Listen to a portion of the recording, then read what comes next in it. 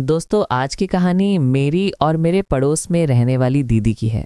ये कहानी आप सबको बहुत पसंद आएगी। अगर कहानी अच्छी लगे तो एक लाइक ज़रूर कर देना। चैनल पर पहली बार आए हो तो चैनल को सब्सक्राइब कर लेना प्लीज़।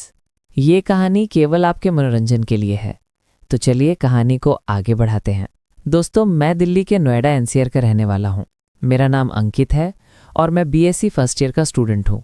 ये कहानी मेरी और मेरे पड़ोस में रहने वाली एक लड़की की है जिसका नाम रूपाली है। वो मेरे से उम्र में बड़ी है। मैं उसको रूपाली दीदी बोला करता हूँ। वो अभी बीएससी कर चुकी है और एमएससी कर रही है। रूपाली का घर मेरे घर के बिल्कुल बगल वाला ही है, तो हम दोनों के घर वालों में अच्छी जमती है। अच्छे व्यवहार की वजह से मेरा हमेशा उसके घर आना जाना होता रहता है। मैं उसके घर जाता हूँ तो उसे अपनी पढ़ाई के बारे में चर्चा होती रहती है।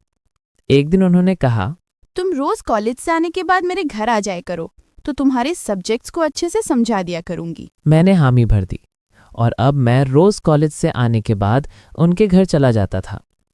हम दोनों छत पर जाकर थोड़ा स्टडी करते और उसी दौरान हम दोनों के बीच हल्का फुल्का मजाक भी हो जाता। कुछ ही समय में ये हो गया था कि स्टडी कम होती और मजाक ज़्यादा होने लगा था। हम दोनों अब बिल्कुल पक्के दोस्तों की तरह एक दूसरे के साथ अच्छा व्यवहार करने लगे थे। उसके 2 भाई भी हैं। वो दोनों बाहर रहकर स्टडी करते हैं। सारा दिन वो अपने घर पर दादा दादी के साथ ही रहती है। उसकी मम्मी की मृत्यु हो गई है और पापा भी सऊदी अरब में जॉब करने गए हैं, तो घर का सारा काम उसी को करना पड़ता था। हम दोनों को ऐसे ही पढ़ाई के साथ मजाक आदि करने लगे थे और यह सब रोजाना चलने लगा था। एक दिन उसने मुझसे पूछा, तुम्हारी कोई गर्लफ्रेंड है क्या? मैंने बोला नहीं। उसने दबाक से कहा, अरे तो कब बनाओगे? क्या जब बूढ़े हो जाओगे तब? मैंने कहा, यार कोई ढंग की लड़की मिलती ही नहीं है, तो ऐसे कैसे गर्लफ्रेंड बना लूं? उसने पूछा, तुमको ऐसी कैसी लड़की चाहिए जो तुम्हें कोई नहीं मिल रही है? मैंने कहा, वो कम से कम तुम्हारी तरह हो तो ही सोचूंगा। तो उसने पूछा, मेरी तरह का क्या मतलब है? मैंने बोला, केयरिंग हो, हॉट हो और इंटेलिजेंट भी हो तो जरूर बना लेता।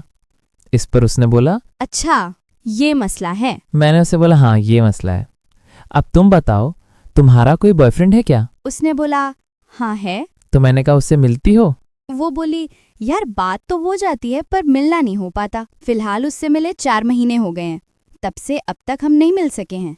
मुझे बाहर जाने का टाइम ही नहीं मिलता है तो कहाँ से मिलूं? मैंने पूछा, अच्छा कहाँ कहाँ घूमी हो उसके साथ? उसने कहा यार वो मुझे लेकर तो कई बार गया पर घूमने का टाइम ही नहीं मिला। मैंने कहा, इसका क्या मतलब हुआ? जब साथ जाती हो तो और कैसा घूमना चाहती हो? उसने कहा, अरे वो सब छोड़ो। मैंने कहा, ओके, और बताओ उसके साथ क्या चल रहा है? उसने बताया, वो घर आ जाता है, खाने पीने के बाद हम दोनों का ऐसा रहता है कि थोड़ा सा रेस्ट किए और उसके बाद जरा सा भी टाइम नहीं मिलता। मैंने कहा, अरे तुम रेस्ट क्यों करते हो? उसी समय घूम लेना चाहिए ना। उसने कहा, जब तुम्हारी गर्लफ्रेंड होगी और बाहर घूमने ले जाओगे ना, तब सब पता चल जाएगा कि रेस्ट क्यों करना होता है। मैं समझ गया कि ये क्या बात करना चाह रही है। फिर मैंने पूछा, अच्छा बाहर घूमने कितनी बार गई हो? उसने कहा, गई तो कई बार हूँ पर घूम नहीं पाते। मैंने कहा, अच्छा घूम नहीं पाती हो, कुछ हुआ भी है उसके साथ या बस ऐसे ही रेस्ट ही हो पाता है? उसने मेरी बात पकड़ ली और बोली, चुप रहो तुम, अब बस करो, ज्यादा मत बोलो। मैं हंस दिया। उस दिन के बाद हम दोनों में एकदम से खुली बातें होने लगी थी। एक दिन मैं उसके घर गया था। उस वक्त वो लेटी हुई थी और उसकी तबीयत ठीक नहीं थी। मैं बैठ गया और पूछा, क्या हुआ, क्या समस्या है? उसने बताया, यार कमर दर्द हो रही है। मैंने कहा, लो मैं दबा दूं। उसने कहा, चुप रहो, मजाक मत करो, सच में कमर दर्द हो रहा है। मैंने कहा, मैंने भी सच में दबाने को ही बोला है। वो बोली, अच्छा मैंने बोला, हाँ यार। वो बोली, ठीक है, पहले खिड़की दरवाज़ा बंद कर लो, फिर तेल लगाकर थोड़ी मालिश कर दो। मैंने ऐसे ही किया। उसने लोअर पहनी थी और ऊपर टी शर्ट डाली थी। मैंने उसकी टी शर्ट को हटा दिया और उसके पीठ पर मालिश करने लगा। अब वो मुझे लेटी हुई अजीब सी नज़रों से देखने लगी थी। मैंने पूछा, क्या देख रही हो? वो बोली, यार सच में तुम्हारे जैसा बॉयफ्रेंड होना चाहिए, कितनी अच्छी मालिश करते हो।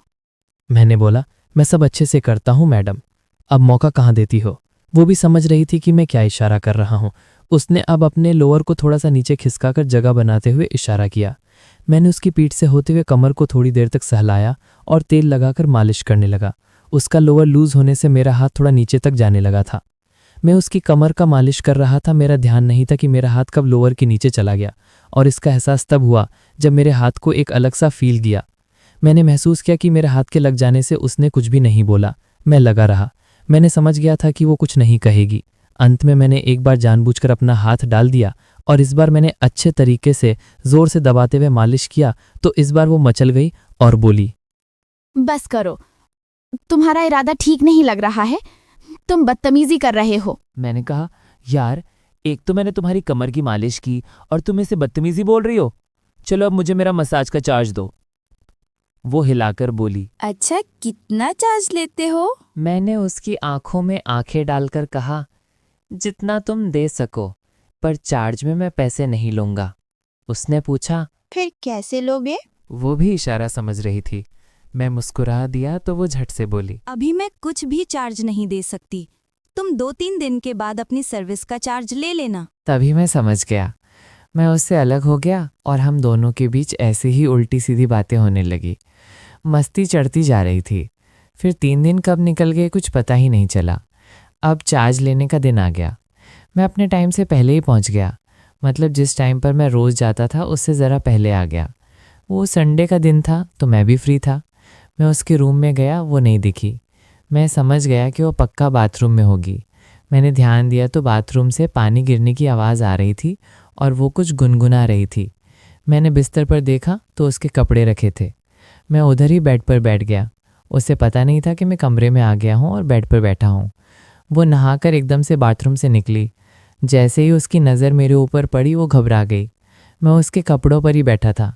उसने खुद को संयत करते हुए कहा, मेरे कपड़े दे दो।